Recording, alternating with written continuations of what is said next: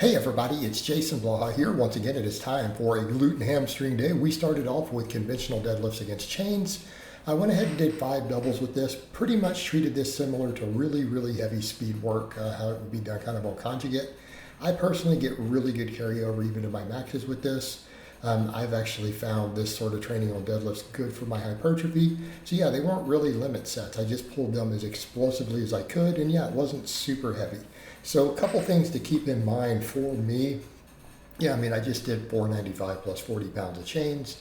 Now for people who say, is it 495 at the bottom? Obviously not, because you can see weight. It's over 500, right over 500, right off the floor. So then it's going to be about 535 right at the lockout. So the idea here, and I did these, with somewhat short breaks, about 2 minutes or so. So not like I would do on heavy pulls. So I came in and I just pulled them as explosively as I could. Now I think what I may want to do if I continue to mess with this, increase the volume of it. But the idea, I just want to get more pulling volume in. I just need to get more total pulls, and I need to continue to sustain that rate of force production. I don't miss deadlifts low down. Deadlifts that I've missed, even if you guys watched that last meet when I missed that 619 pound deadlift, right? Remember the footage? It exploded off the floor. I had numerous people who were like, how did you even miss that lift? It just popped off the floor, right? Because I just couldn't sustain the rate of force production. I couldn't sustain it. So in the case of that, training against chains and bands really can help me with that. So again, stuff I like to do here. Plus, the beauty of it, because I am pulling as hard as I can, we are reaching training response. These reps are within our effective rep zone. We are hitting the upper threshold muscle fibers. So I ended up getting, about 10 quality reps out of it by doing 5 doubles.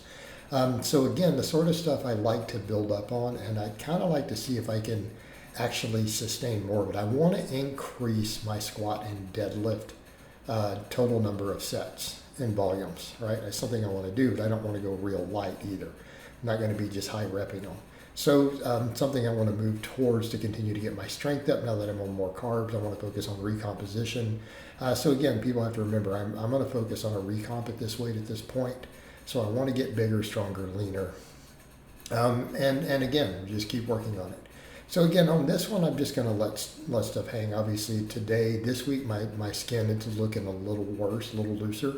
But that's okay. I've got to adapt to adding the carbs back in. And I think once I get used to all that, we'll tighten up a little bit. I think particularly as I keep doing the fasted cardio, that seems to help. So after this workout, I went and did 50 minutes in my weight vest before I ate any breakfast. So we did all this work and we did the fasted cardio. So afterwards, and I went ahead and did some of my normal stuff. What I want to watch, if I'm going to do more squatting and deadlifting, and I'm going to work in the strict press more and more as I continue to work on the shoulder health and mobility, I do need to watch that total axial fatigue. So as much as I might like a good morning and really want to push them, I've got to pick and choose, to a certain extent. Now I say that, but that's probably not entirely true. I may get to a point to where everything's just good enough, since if I'm only really loading my spine twice a week, I still might be able to get away with it. Right, so, but again, I want to increase the deadlift volume, and then we'll work with these other posterior chain exercises, whether it's good mornings or glute ham raises or glute bridges. I can rotate them around, not a big deal. And then I always finish up with the reverse hyper. So a deadlift and the reverse hyper will always be mainstays. They'll always be mainstays.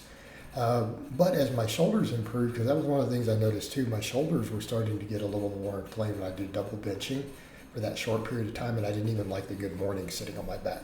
So now that that's resolving, we might be in a better spot to do that. So that might be worth pursuing more after doing some of the speed type pulls moving forward. So then what I also did here, I supersetted my reverse hypers with some neck extensions, and I didn't go as heavy as I've previously done. I took a couple of weeks off from them. My neck health has been improving. I've been sleeping better. I've mostly got that massive crick in my neck out. It had gotten horrific for a bit. I managed to pop a lot of it into place finally. I got from again, changing the way I slept. I was sleeping incorrectly with my pillow. And everyone who's older in their 40s, they laugh. They're like, dude, yeah, we'll come in to deadlift 500 pounds, but then you sleep wrong on a pillow, and all of a sudden you're crippled for a month. So is stuff we deal with. So the reverse hypers, we went ahead and did my normal weight on these, so it's relatively heavy. Did 3 sets of 25, and then I just did a 45 for 3 sets of 12 on the neck extensions with the harness.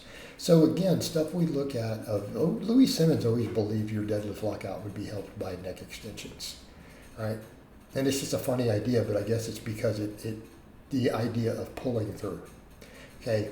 The idea of just following through and driving that head up is a deadlift accessory. As funny as it sounds, a lot of guys have messed with it at the elite levels and found it useful. So again, for me, it's like I've got to be able to lock those deadlifts. And so anything that can help, working against bands, working against chains, even doing the neck work, right? This is stuff that we need to get that deadlift lockout strength up. Deficit deadlifts can help with that also. What doesn't help is rack pulls, by the way.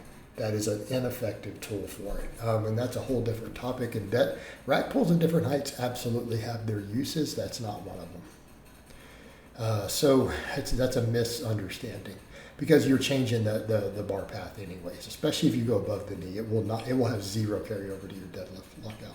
None at all. But so we did this stuff. We did the reverse hypers and then supersetted it with the neck extensions. So again, sets of 25 on the reverse hypers, then sets of 12 on the neck extension. So what did this give me though for the posterior chain? Okay, so we did doubles for power, explosive doubles, pretty heavy doubles, not quite 2 rep maxes, but definitely heavy doubles explosively for doubles. Sets of 8, although I failed in the middle of the third set on the glute ham raises, and then we did 25s here on the reverse hypers. So again, 3 different rep ranges, 3 different training modalities, right? So we did that. We hit the hamstrings and glutes also from different angles with all of it, right? Completely different angles. So 3 different rep ranges, 3 completely different angles. So the posterior chain got worked effectively, but then we also got the extra grip work, the trap work, and everything from those pulls against chains. That's another thing too. Things like traps, bands and chains on deadlifts hammer your traps. It's an interesting thing because of the way you pull on the way up. All right, the positions we get pulled into. So it's an interesting difference in the stretch they get. So it's stuff that's helpful, and it's not because of the overload. Like I always tell people, just the above the knee rack pulls are not that great of a trap exercise. Like a normal deadlift is technically potentially better. I could even make a case for a deficit deadlift. But pulls against bands, pulls against chains, that stuff will help. So I'm going to incorporate more of that stuff again back into my training these days. I have all the equipment, knowing how to use it, when to use it, especially now that I'm close gripping again. Some chain work wouldn't be a bad idea. Then we finished up with 1 set of hanging leg raises, always good for abs and grip. So I hope it's been informative, and I'll talk to you guys and gals next time.